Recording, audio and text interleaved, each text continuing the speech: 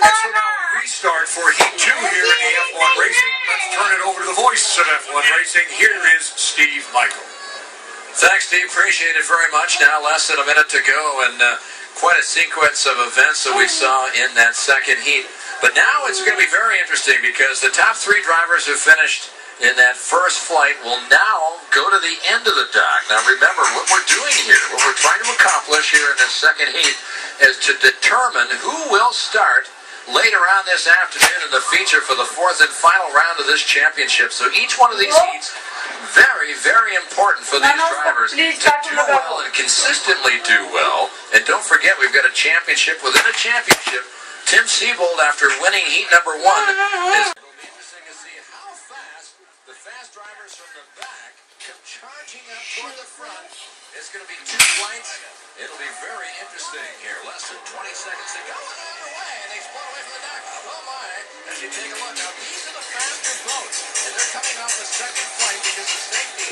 You're starting only half the field, and now it'll be great to see. We're taking off now. They're a good 5 seconds behind the slower drivers who finished down in the order. Can these drivers catch up from the back and catch the slower drivers? This being reversed here in the second heat.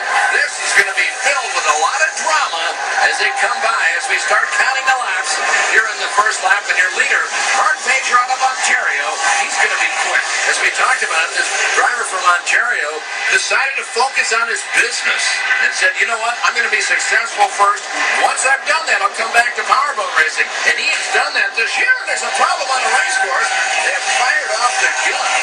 Right over here before the straightaway at the ferry down at the north end of the corner, we've got a boat that looks like it did go upside down, but it landed right side up on its feet. There you can It's one of the Amsoil boats. It could be possibly, well, Terry Rinker, of course, is the man in charge who's leading this championship. It could possibly be his son who's making his first appearance on the season. That could be Rob Rinker.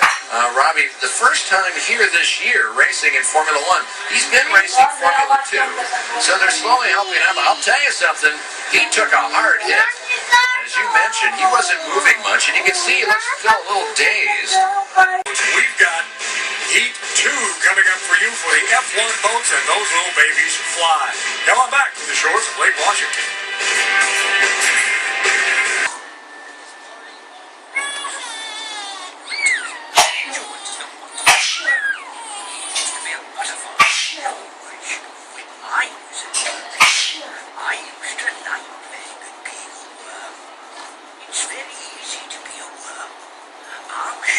Later, the Grand Trucking Seafair Cup, it's all straight ahead.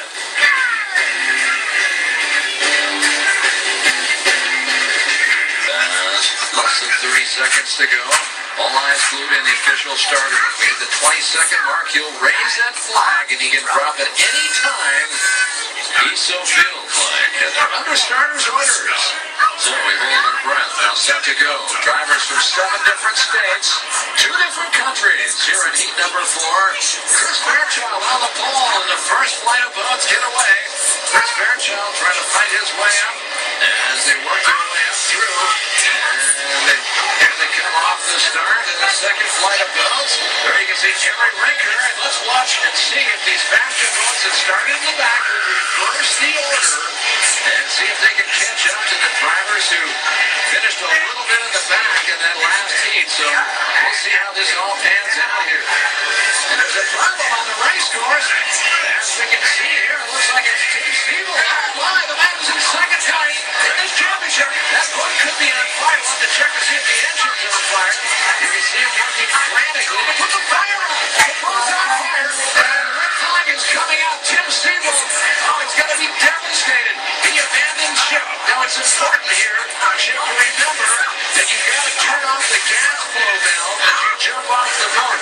His brother years ago forgot to do it, and it burned the boat right to the water line. You can see him frantically saying, come on, help me, get in here fast. Actually, forget about me and my phone. Time the racetrack, we're just getting the boat.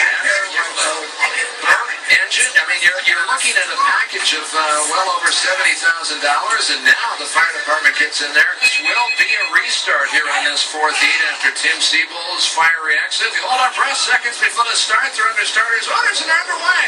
They explode away from the dock, and as they work their way out, Major tries to hold. Keep an eye on Terry Rinker, and that yellow machine. Can he move in front? The driver from Canada, and he's doing just that. Looking on the outside, Chris Fairchild side by side with him as they go down, getting very feisty on the longest straightaway on this race course and the longest straight of the season. And the white flag showing and indicating one more tour around this 1.3-mile course. Terry Rinker on the fly with this lead. Designed well, built out of Alabama. Behind him, Chris Fairchild. Now he's still in the hunt for the championship. Every point that he gains here is a good possibility not only to win this championship if something awful happens to Terry later on, but also he can move into second place in the championship and pass Tim Siebel. That's Chris Fairchild. Where's Greg Foster? Last year, Greg Foster walked away with this race. Where is he? Greg Foster 2 years ago who did that. Yeah.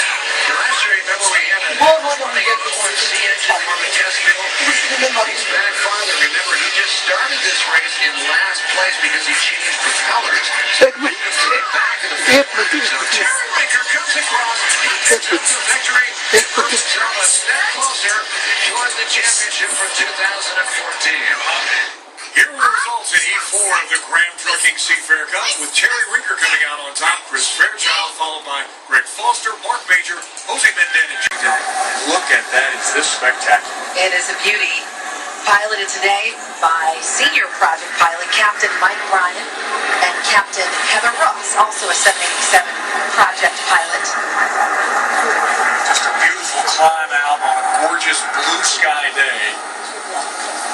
Again, lots of engineering work, lots of great assembly work, all done by the greatest staff, workers, employees, mechanics, machinists in the world here with the Boeing Company up in Everett. And that's just a beautiful aircraft. You can understand why people just stop and look at that. It was just the 787s were just at the Farnborough Air Show in Great Britain and made such an impression over there.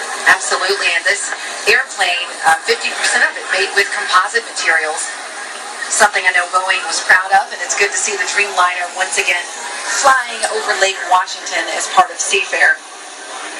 Want to check in now with our chief meteorologist, Sam Argier, who just wrapped up judging the wakeboarding competition. How was it out there weather-wise and being a judge, Sam? It was fantastic, Angela. Yeah, I'm on the other side of the lake from where you guys are at the start-finish tower. And I've got an idea. We'll see if the bosses will go for it next year for Seafair. Check out these inflatables people are just lining the shores with here by the wakeboard. That is the way to celebrate Seafair in style. Lounging with a cold beverage in hand, enjoying the sun and some wakeboarding, of course, the great air show. And the weather has been warm outside. Typically, the average high for this time of year is around 77 degrees. Today, just got an update from Boeing Field, up to 87 degrees. The current temperature right now, northwesterly breeze at 9 miles per hour.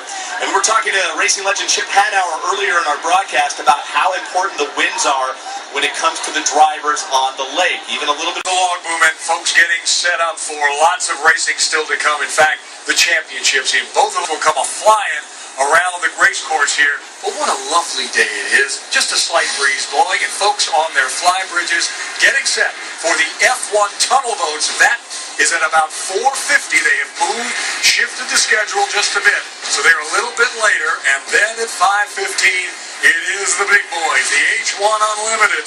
Who will win the Albert Lee Appliance Seafair Cup? Stand by, do not go away, don't change the channel. More racing coming your way here on Cairo 7.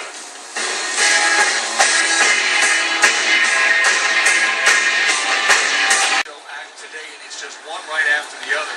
Again, now signaling the aircraft, telling them, okay, I have gotten to the swimmer or the motor of question, and there's the flare that goes up to let the helicopter know to come in for the pickup. Because we have to imagine many of these situations are at night. If there's a fisherman out there, we see many of those cases, and it can be difficult when you put your crew member down there to spot where they are in the dead of night. So that's really interesting to see how they make it happen successfully and safely. You mentioned all of the different demonstrations we've had today. We had that amazing demonstration by the U.S. Marine Corps and seeing their helicopter get so close to the water on Lake Washington and dropping their crews down.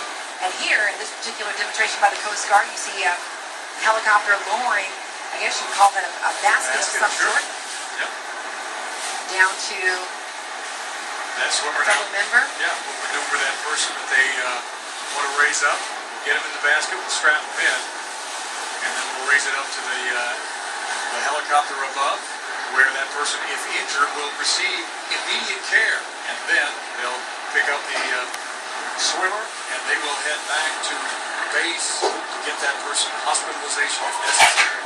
And again, look how quickly this happens. As soon as the Coast Guard gets word of this, they can be on the scene very, very quickly. These very powerful helicopters fly to the point in no time flat and make the rescue and then are off to the hospital. In fact, we see in downtown Seattle very often Coast Guard helicopters flying over the city en route to Harborview Medical Center, the #1 trauma unit here on the West Coast. So it's amazing the job that these folks do. Yes, these guys stay pretty busy, that's for sure.